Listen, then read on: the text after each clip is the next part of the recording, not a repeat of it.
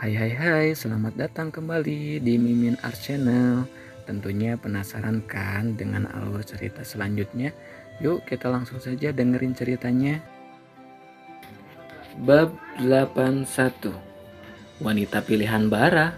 Selepas mengadili Lisa, Alpian kembali ke kamar dengan membawa si kecil Boy dalam gendongannya. Ia baringkan tubuh kecil itu di samping sang mama. Aileen pasti akan sangat bahagia jika terbangun dan mendapati putranya sudah kembali. Alpian memandangi wajah Aileen, membelai puncak kepala dan menciumi keningnya. Mata wanita itu tampak sembab dengan wajah memucat.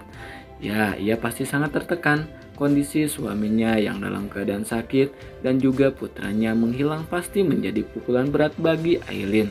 Belum lagi ia dalam keadaan hamil muda. Puas memandangi anak dan istrinya, Alpian beranjak menuju lemari mengganti pakaiannya dengan setelan piyama. Lalu ikut berbaring dengan memposisikan Boy di tengah. Maafkan aku sayang, kalaupun nanti aku tidak bisa bertahan, aku harap kamu akan menjadi ibu yang kuat untuk anak-anak kita. Ia membenamkan ciuman di kening dua orang kesayangannya secara bergantian. Melepas rindu, ia memeluk kedua orang itu. Sangat lama ia menantikan saat seperti ini, kebersamaan yang selalu dia rindukan.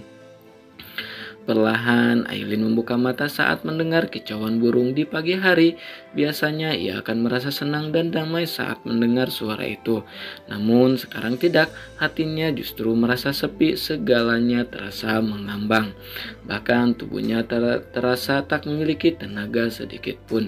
Kenyataan yang harus ia hadapi saat terbangun adalah si kecil Boy menghilang dan belum ditemukan.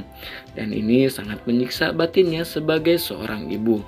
Bayang-bayang Boy sendirian di luar sana membuatnya dikepung rasa bersalah, merasa lalai menjalankan perannya sebagai seorang ibu.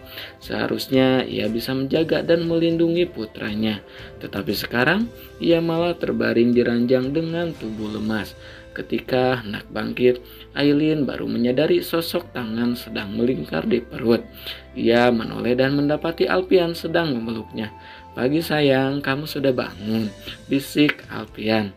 Membenamkan ciuman di kening, sebelah tangannya terangkat dan merapikan rambut yang menutupi sekitar wajah. Satu hal yang menjadi candu bagi Alpian adalah memandangi wajah Aileen saat baru terbangun. Terlihat sangat manis alami, bagaikan permen yang tak membosankan. "Boy, di mana dia? Apa dia belum ditemukan?" Pertanyaan itu menjadi kalimat pertama yang keluar dari mulut Aileen. Ingin sekali Alpian meledakkan tawa. Aileen bahkan belum menyadari bahwa si kecil Boy berada di sisinya. Alpian mengatupkan bibir. Mungkin akan seru jika ia sedikit menjahili wanita itu pagi ini. "Maaf, aku belum menemukannya, tapi aku akan melanjutkan pencarian hari ini," ucapannya dengan memasang raut wajah bersalah. Seketika bola mata Aileen digenangi cairan bening. Perlahan isak tangis mulai terdengar. Meskipun sebisa mungkin ia tahan, bagaimanapun juga Aileen tidak ingin terlihat lemah di hadapan Alpian. Mereka harus saling menguatkan satu sama lain. "Aku mau ikut mencarinya, tolong izinkan aku," pintanya memelas. "Tidak, kamu harus istirahat di rumah. Lihat wajahmu sepucat ini. Kamu butuh istirahat. Bagaimana aku bisa istirahat kalau anakku sendirian di luar sana? Kenapa mereka lamban sekali? Saat aku menghilang beberapa tahun lalu, kalian sangat mudah menemukanku. Kenapa sekarang mencari Boy sangat sulit?" cecer Aileen bertubi-tubi. Ia menyibak selimut dan hendak turun dari tempat tidur, namun seketika terpaku saat tangannya menyentuh sosok tubuh kecil. Aileen sontak menoleh dan mendapati si kecil Boy sedang terbaring di sisinya. "Boy," lirihnya hampir tak percaya. Ia melirik Alpian yang sedang terkekeh. Luapan air mata tak terbendung lagi. Aileen langsung memeluk dan menciumi kening putranya berulang-ulang, melepas segala takut dan khawatir yang memenuhi hatinya sejak kemarin. "Boy demam?" tanya Aileen setelah menemukan suhu tubuh putranya sedikit hangat. Ya, tapi hanya demam biasa. Semalam dokter sudah periksa, Alpian meraba kening putranya, demamnya sudah kagak turun. Aileen baru dapat bernapas lega, puas melampiaskan kerinduan terhadap putranya. Ia membalikkan tubuh menghadap sang suami, memeluknya sangat erat. Aku minta maaf, aku yang salah karena tidak bisa menjaga Boy dengan baik. Diri Aileen kembali berurai air mata.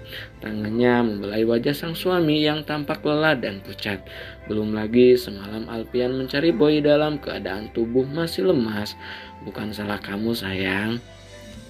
Boy sudah cerita semuanya, dia pergi dari rumah karena ucapan Lisa. Aileen menyeka air mata lantas menatap suaminya penuh tanya. Lisa, memangnya Lisa bicara apa? Kamu pasti tidak akan percaya, ucap Alpian dengan hela napas panjang. Lisa memberitahu Boy kalau papanya sudah meninggal dan dia akan punya papa tiri. Coba pikir apa pantas dia berbicara seperti itu pada anak yang masih kecil. Aileen hampir tak percaya mendengar ucapan Alpian. Lisa adalah teman satu-satunya yang ia miliki. Bahkan Aileen menganggap Lisa seperti kakaknya sendiri. Apa yang didengar Aileen membuatnya seperti kehilangan akal sehat. Kamu yakin, Mas? Alpian mengangguk. Teman kamu itu tidak sebaik yang kamu pikirkan. Selama 4 tahun ini kita sudah memelihara ular di dalam rumah. Dia mematuk tanpa kita sadari. Aileen kembali terdiam hingga akhirnya Alpian meraih ponsel dan menunjukkan rekaman Lisa yang sedang berbicara dengan seseorang di telepon. Seluruh tubuh Aileen terasa gemetar, ingin rasanya ia jambak rambut dan menampar wanita itu. Lisa yang selama ini ia anggap saudara sendiri ternyata tidak lebih dari seorang pengkhianat. Tetapi apa motifnya melakukan semua ini? Aileen belum dapat menebak. Bagaimana kamu dan Lisa bisa berteman? Kalian kenal di mana? Tanya Alpian. Bermaksud mengulik setiap kenangan, mungkin saja ia akan menemukan sebuah petunjuk. Kami berteman sejak remaja. Lisa selalu ada saat aku dalam masalah. Bahkan hamil Boy, Lisa selalu membantuku. Ingatan Aileen berputar pada kenangan masa lalu. Ia mulai memikirkan Lisa yang selalu hadir dalam hidupnya secara kebetulan. Mulai dari saat bekerja di kafe, Lisa muncul secara tiba-tiba sebagai pelayan baru, dan juga berbagai kebetulan lainnya, termasuk pertemuan di toko pakaian sebelum akhirnya diangkat Alpian untuk bekerja di rumah mereka dengan tawaran gaji yang jauh lebih tinggi. Aku tidak pernah merasa curiga padanya karena dia teman lamaku. Dia pintar menjadi temanmu. Padahal sebenarnya dia adalah lawanmu, ucap Alpian. Apa kamu pernah terlibat masalah dengannya? Sama sekali tidak. Ada kerutan di antara kedua alis tebal Alpian. Melihat raut wajah sang suami, Aileen tidak ingin jika masalah ini mempengaruhi kesehatannya. Sudah, jangan bahas Lisa lagi. Lebih baik sekarang kita fokus untuk diri kita sendiri. Aku ingin bicara serius. Soal apa? Tanya Alpian. Dokter Pero sudah menjelaskan semuanya padaku. Aku ingin kita berangkat ke Jerman untuk melanjutkan pengobatanmu, mau kan? Alpian terdiam beberapa saat. Ayo kita berjuang sekali lagi. Kalau bukan untukku, lakukan untuk anak-anak kita.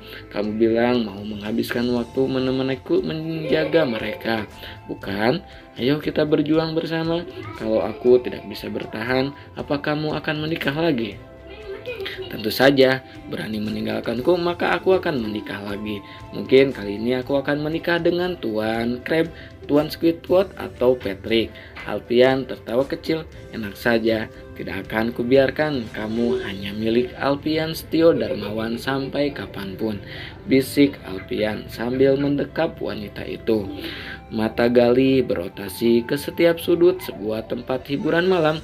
Begitu memasuki ruangan, beberapa wanita berpakaian terbuka langsung mengepung sambil memberikan tawaran menggiurkan untuk semalam. Namun semua bentuk rayuan itu ditolak Galih mentah-mentah. Ia hanya fokus pada satu meja di mana Bara sedang menikmati minuman memabukkan di tangan. Sana pergi, aku bukan laki-laki kaya, jadi jangan berharap ada tips dariku. Usir Gali pada beberapa wanita yang mengikutinya.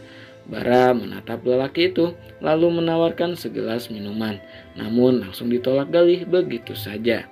Keduanya pun duduk bersama. Bara terlihat sangat frustasi sejak menemukan fakta bahwa Mia muncul dengan bayi perempuan yang diduga kuat berasal dari benihnya. "Di mana dia sekarang?" tanya Bara.